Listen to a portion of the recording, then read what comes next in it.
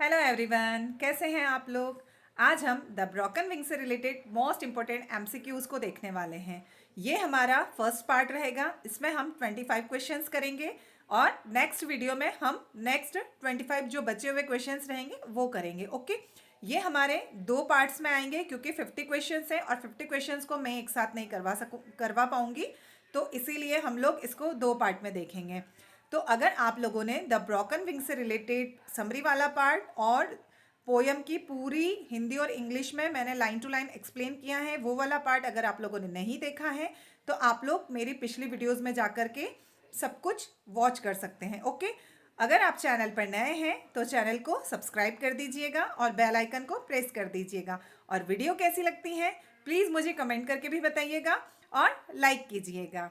चलिए, तो हम आज द ब्रोकन विंग्स के मोस्ट इम्पोर्टेंट एमसीक्यूज देखने वाले हैं।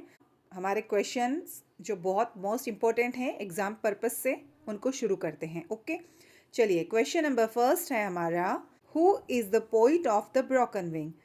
द ब्रोकन विंग की पोइट कौन है। ओके, इस पोयम को मैंने आप लोगों को पूरे अच्छे से डिटेल में पढ़ाया था और इसकी समरी भी हम लोगों ने देखी थी, तो हम लोगों को पता है कि इसकी पोइट कौन है, सरोजनी नायडू है। ओके, चलिए, नेक्स्ट क्वेश्चन हमारा question number second, in which year was the broken wing published. कौन से ईयर में द ब्रोकन विंग पब्लिश्ड हुआ था, तो वो पब्लिश्ड हुआ था 1917 में। ओके, चलिए, क्वेश्चन नंबर थर्ड है हमारा, the broken wing is a collection of. The broken wing जो कि कलेक्शन है, तो किसका कलेक्शन है, तो ये पोयम्स का कलेक्शन है। ओके, हम लोगों ने देखा था ना कि सरोजनी नायडू ने द ब्रोकन विंग्स नाम से एक कलेक्शन, पोयम का कलेक्शन लिखा था, उसी के अंदर से ये ली हुई पोयम है ना। चलिए, नेक्स्ट क्वेश्चन है हमारा question number fourth, Sarojini Naidu is popularly known है। सरोजनी नायडू किस नाम से जानी जाती है ना, कौन सी उपाधि दी गई है उनको, तो सरोजनी नायडू को नाइटिंगेल ऑफ इंडिया ये उपाधि दी गई है। ओके, क्या उपाधि दी है सरोजनी नायडू को, नाइटिंगेल ऑफ इंडिया। ओके, चलिए, नेक्स्ट क्वेश्चन है क्वेश्चन नंबर फिफ्थ हमारा, the broken wing was published during which movement. The broken wing जो पोयम थी वो पब्लिश्ड हुई थी कौन से मूवमेंट के टाइम पे, है ना, तो वो कौन सा मूवमेंट था, वो था स्वदेशी मूवमेंट, है ना, स्वदेशी आंदोलन जब चल रहा था तब the broken wing poem published हुई थी।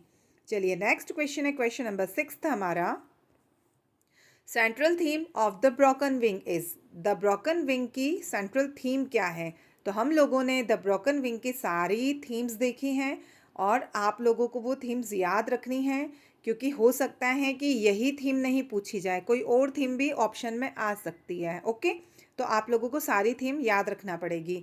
तो इसमें पूछा गया था patriotism and spirituality. Okay, patriotism and spirituality इसकी थीम थी।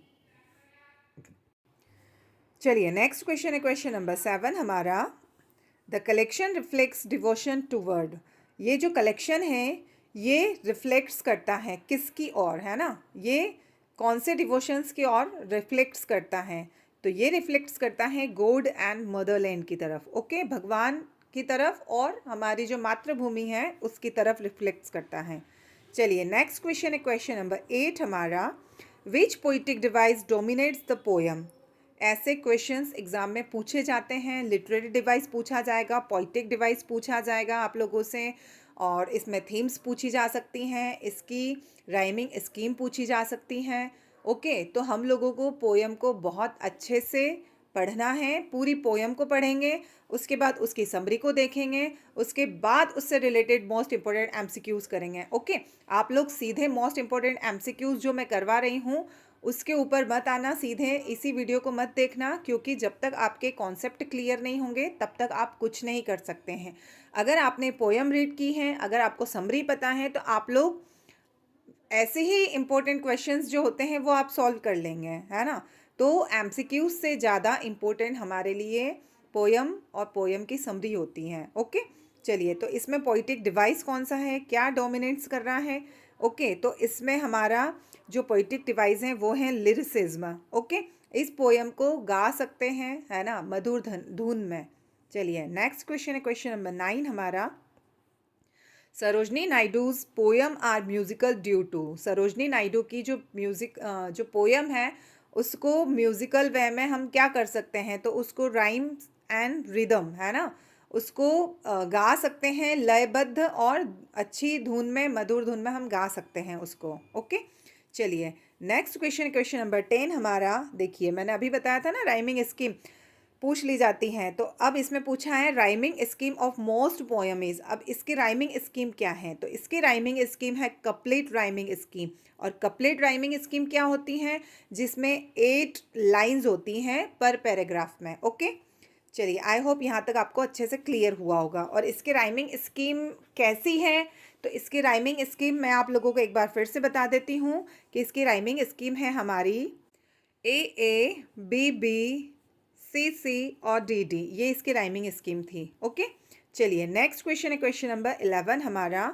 The title the broken wings symbolise, जो टाइटल है broken wings, the broken wing वो सिम्बोलाइज करता है, तो वो किसको सिम्बोलाइज करता है, लॉस्ट फ्रीडम एंड पेन को, जो हमारी आज़ादी छिन गई थी और जो दर्द और जो कष्ट सहे भारत ने, उसको सिम्बोलाइज करता है। चलिए नेक्स्ट क्वेश्चन है क्वेश्चन नंबर 12 हमारा। India is portrayed as, India को दिखाया है, तो इंडिया को किस रूप में दिखाया है, a bird with a broken wing. कैसे दिखाया है इंडिया को, a bird with a broken wing, एक पक्षी जिसका पंख टूटा हुआ है। ओके, चलिए नेक्स्ट क्वेश्चन है क्वेश्चन नंबर 13 हमारा। विच फीलिंग इज स्ट्रांगली इवॉक्ड, इसमें कौन सी फीलिंग्स को बहुत ज़्यादा इवॉक्ड किया गया है ना, तो इसमें पैट्रियोटिज्म एंड होप को बहुत ज़्यादा इवॉक्ड किया गया है, क्योंकि एक उम्मीद की किरण है कि हाँ हम फिर से आज़ाद होंगे और एक दिन हम बहुत ऊपर तक पहुँचेंगे, है ना, मतलब कि हमारा देश बहुत आगे तक जाएगा। चलिए नेक्स्ट क्वेश्चन है क्वेश्चन नंबर 14 हमारा। ब्रोकन विंग्स मेटाफर सजेस्ट, जो ब्रोकन विंग वो सजेस्ट कर रहा है, वो किस मेटाफर को सजेस्ट कर रहा है, या जो ब्रोकन विंग मेटाफर है वो सजेस्ट कर रहा है, तो किसको वो सजेस्ट कर रहा है, India's temporary suffering under colonial rule, जो भारत ने थोड़े समय के लिए ब्रिटिश साम्राज्य की गुलामी सही थी, उसको सजेस्ट कर रहा है। ओके, चलिए नेक्स्ट क्वेश्चन है क्वेश्चन नंबर 15 हमारा। Which element of Indian culture is glorified, कौन सा एलिमेंट ऐसा है जो कि भारतीय संस्कृति को ग्लोरीफाइड करता है। ओके, तो वो है स्पिरिचुअलिटी एंड पैट्रियोटिज्म। ओके, चलिए नेक्स्ट क्वेश्चन है क्वेश्चन नंबर 16 हमारा। The broken wings belong to, जो द ब्रोकन विंग्स पोयम है वो बिलोंग्स करती हैं, तो वो किसको बिलोंग करती हैं, वो है एक लिरिक पोइट्री है, एक लिरिक पोइट्री है। ओके, चलिए नेक्स्ट क्वेश्चन है क्वेश्चन नंबर 17 हमारा। टोन ऑफ द पोयम इस पोयम का टोन कैसा है, तो इस पोयम का टोन है इमोशनल एंड इंस्पिरेशनल है। ओके, चलिए नेक्स्ट क्वेश्चन है क्वेश्चन नंबर 18 हमारा। डोमिनेंट लिटरेरी डिवाइस इज, इसमें कौन से लिटरेरी डिवाइस को डोमिनेंट किया गया है। ओके, तो इसमें एलिट्रेशन है एंड इमेजनरी है, हमने देखा था इसको, है ना, एलिट्रेशन भी देखा था हमने, इमेजनरी भी देखा था हमने। तो आप लोग, इसीलिए मैं बोलती हूँ बार बार कि आप लोग पोयम और पोयम के समरी दोनों को अच्छे से देखा कीजिए, है ना। और अगर अभी तक आप लोगों ने पोयम और पोयम के समरीज को नहीं देखा है, तो आप मेरी पिछली वीडियोस में जाकर उसको अच्छे से वॉच कर सकते हैं। चलिए नेक्स्ट क्वेश्चन है क्वेश्चन नंबर 19 हमारा। Naidu's writing style influenced by, जो सरोजनी नायडू का राइटिंग स्टाइल है वो इन्फ्लुएंस्ड करता है, तो किसके द्वारा इन्फ्लुएंस्ड है वो है Indian culture plus English romanticism को। ओके, चलिए नेक्स्ट क्वेश्चन है हमारा question number 20।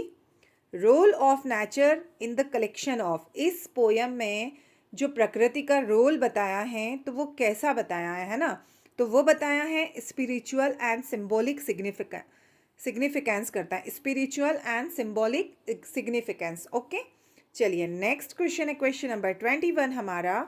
The broken wing convey dream of, the broken wing किसको कन्वेंस कर रहा है, कौन से सपने को कन्वेंस कर रहा है, तो वो फ्रीडम एंड डिवाइन लव को, है ना, आज़ादी और एक दिव्य प्रेम को कन्वेंस कर रहा है। चलिए नेक्स्ट क्वेश्चन है क्वेश्चन नंबर 22 हमारा। Indian identity highlighted as, Indian जो आइडेंटिटी है वो हाईलाइट कर रही हैं, तो वो किसको हाईलाइट कर रही हैं, रिच स्पिरिचुअल हेरिटेज को। ओके, चलिए नेक्स्ट क्वेश्चन है क्वेश्चन नंबर 23 हमारा। Bird bird with broken wings can still, bird के पंख टूटे हुए हैं लेकिन वो कर सकता है, तो वो क्या कर सकता है? फ्लाई टूवर्ड हेवन, वो स्वर्ग तक उड़ सकता है। उसमें इतनी उसकी मतलब महत्वाकांक्षा इतनी हाई है, उसकी महत्वाकांक्षा, है ना? या फिर उसके अंदर इतना कॉन्फिडेंट है या उसको उम्मीद है कि एक दिन मैं इतना ऊपर उड़ूंगा कि मैं बिल्कुल स्वर्ग तक पहुंच जाऊंगा। ओके, तो इसका मीनिंग ये निकल रहा है यहाँ पर कि भारत एक दिन इतना ज़्यादा आगे जाएगा, एक दिन इतना नाम कमाएगा, है ना? उस समय, ये उस समय की बात है जब सरोजनी नायडू ने इस पोयम को लिखा था, तब की बातें हैं। ओके, और आज वाकई में हम देख सकते हैं कि आज भारत कहाँ पहुँच गया है। चलिए, क्वेश्चन नंबर 24 है हमारा। विंग ऑल्सो सिम्बोलाइज, जो विंग है, जो पंख है, वो सिम्बोलाइज कर रहे हैं, तो वो किसको सिम्बोलाइज कर रहे हैं? वो है ह्यूमन एस्पिरेशंस को, है ना? जो इंसानों की महत्वाकांक्षाएं होती हैं, जो आकांक्षाएं होती हैं, उनको सिम्बोलाइज कर रहे हैं। चलिए, नेक्स्ट क्वेश्चन है और ये हमारा इस सीरीज का लास्ट क्वेश्चन है। इसके बाद नेक्स्ट वीडियो में मैं 25 क्वेश्चंस और करवाऊंगी और टोटल हमारे 50 मोस्ट इंपॉर्टेंट क्वेश्चंस रहेंगे ये। ओके, तो क्वेश्चन नंबर 25 है हमारा।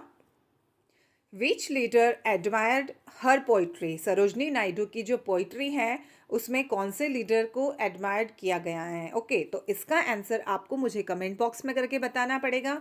और अगर आप चैनल पर नए हैं तो चैनल को सब्सक्राइब कर लीजिएगा और बेल आइकन ज़रूर प्रेस कर लीजिएगा। ओके, चलिए, तो हमारा वीडियो का फर्स्ट पार्ट यहीं फिनिश होता है और इसके बाद इस क्वेश्चन का आंसर 25th क्वेश्चन का आंसर भी मैं अगले वीडियो में आपको बताऊंगी और नेक्स्ट 25 क्वेश्चंस भी मैं अगले वीडियो में ही करवाऊंगी आपको। ओके, चलिए, थैंक यू, बाय बाय।